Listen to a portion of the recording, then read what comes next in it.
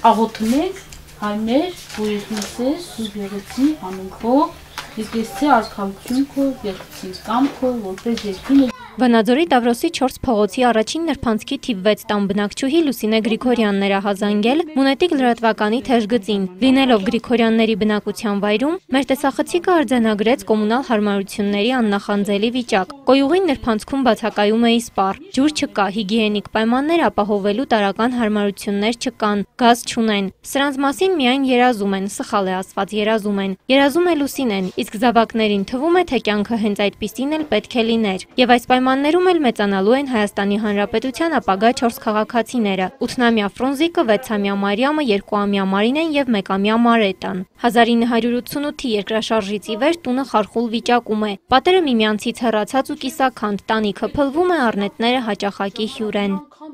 Սոցիալական ծանր վիճակը, որ ապրելու ձև չկա, մենակ մի նպաստի հույսին։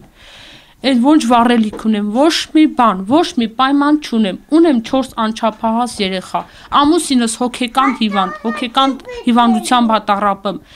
Ես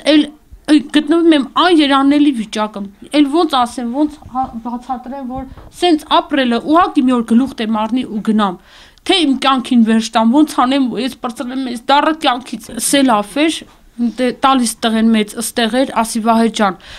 կաղա ասի տուն թափի, թե որ տուն թափի, ես տանեմ, չվախենաս։ Ու ժեշտը չկային, ոնց որ իրոք կանխազգացություններ ինչ էր, ու զգացի, որ վազելով իմ հրուշտատը, իմ սիրելի տատը, կեսուրս, այդ Վահեն տալիս երեխեն, այդ պահին ճվացի Վահե, հրուշտատ, խնդրում եմ, եկեք, հասեք, այն այդ սելավը ամբողջ տուն էր մտել։ Տուներ մտելու, միջևստի, խապելու բան չունեմ, հարևանները ներկա։ Սենց սելավը լցվել էր տուր, այս տեղաշոյից այդ սաղ ջրի մեջը ճպճպում էին, երեխեքը զորով երկուսը քնած են, այն մեծն են, ասի Վահե, խնդրում եմ ուղղակի, հնարավոր է, խնդրում եմ, այս երեխանցը դուրս, այս երեխեն էր պատուանը բաց արել, այս տեղը ուշ պատուհաներ, այս եղաստ էր, սենց փագել են, որ սելավի ժամանակ չմտնի, ստեղեկցել էր մտնում։ Երեխեն մտել է դուռը պատուանը ջարդել, մի կերպ այս երեխեքին հանել ենք դուրս։ Դաժե մարզպետանել եմ գնացել, դիմել եմ, իրանք անձամբ եկել են տեսել ու ոչ մի բան, լա ինձ ասել են, թե կրավաթը վերցա տար տեղափոխի։ Ախր եթե մի քիչ դատողություն ապեր, եթե կրավաթը հանեմ ընդի դնեմ, էլի նույն բանը չի, նույն սենակի մեջ չեն երեխեքը քնում։ Տունը ջերմացնելու համար բազմազավակ մայրը թղթեր է հավաքում։ Հարևանները աթար են տալիս, որ վառելուն զուգահեռ այնպիսի մուր է արձակում, որ թաղամասում բոլորը դժգոհում են։ Հարևանները նրանց աջակցելու նորանոր միջոցներ են փնտրում, իրենց երեխաների հնացած հագուստն են տալիս, փորձում ներել կոյուղու բացակայությամբ ապրող ընտանիքի մորը, երբ բոլոր տեսակի լվացքաջրերը բակ է լցնում, պատճառ դարձնելով գարշահոտության։ Այս պատերից ասենք այդ խոնավություն երեխեքը որ քնում են, դրանցից անցնում է երեխուն։ Ու ամբողջ ձմեռը, թե ձմեռ չկա, հաս, թոքաբոր գրիպ, հնարավոր չի։ Քանի անգամ դիմել եմ մարզպետարան, ոչ մի ձևով չեն աջակցել, ոչ մի բանով չեն օգնել։ Ես ուրիշ բան չեմ ուզում։ Ինչ անեմ, ասեք դե։ Դե ասեք, ես ինչ անեմ, այս վիճակից ոնց դուրս գամ։ Խնդրում եմ, թող պետությունը մի ձևով, ինչ ասեմ, աջակցեն, օգնեն, թեկուզ մի կողմի կացարանով, միջևը ես տենամ հետագայում ինչ եմ անում։ Բեղկ են ես երեխեքը, ես ոնց անեմ, ճաշ չունեմ, ոչ աշխատանք կա, մի նպաստի հույսի, այդ ամբողջ նպաստը չի բավարարում ես երեխանցը, որ ես կարողանամ իմ երեխեքի գոնա կարիքները հոգամ, 2 դպրոցական երեխա ունեմ, իսկ իմ հատ տետը չեմ առել, որ իմ աղջիկս առաջին դասարանը գնամ, իմ երեխեքի համար ես անգամ չեմ կարողանում մի հատ կոշիկ առնեմ, մի հատ հագուստ առնեմ, ամբողջը տվողի է,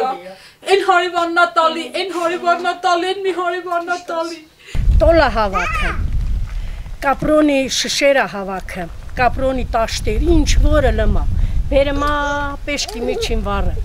բայց դես հեն չի լմ։ Ոչ կանալիզացիա ունենք, ոչ բան, 4 երեխու շորերը, 4 երեխու շորերը լվանում է կեղտա, էլա ծաներողություն իհարկե, որը տենց ասում եմ,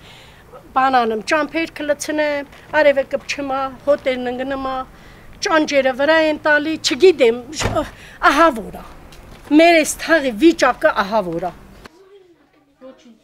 Չնայած անհաջողություններին եւ անտիրական վիճակին, հավատը չի կորցնում Լուսինեն։ 4 զավակների համար ամեն օր մանկական աստվածաշունչն է կարդում, հարուստ եղբայրների մասին առակները, փորձում մեծացնել հայ առաքելական եկեղեցուն հավատարիմ սերունդ։ Երբեք չի մեղանչել հավատքի դեմ, չի ներգրավվել աղանդավորական շարժումներին եւ այժմ էլ պետական այրերի հովանավորչությունից հույսը կտրած միայն իր հավատով է ապրում։ Հունետիկի նկարահանող խումբն էլ զարմացած էր հավատքի եւ իրականության բախման միջև ապրող ընտանիքի կենսակերպը տեսնելով։ Հերմինե Օհանյան, Ելենա Սաքանյան, Լոռու հեռուստաընկերություն։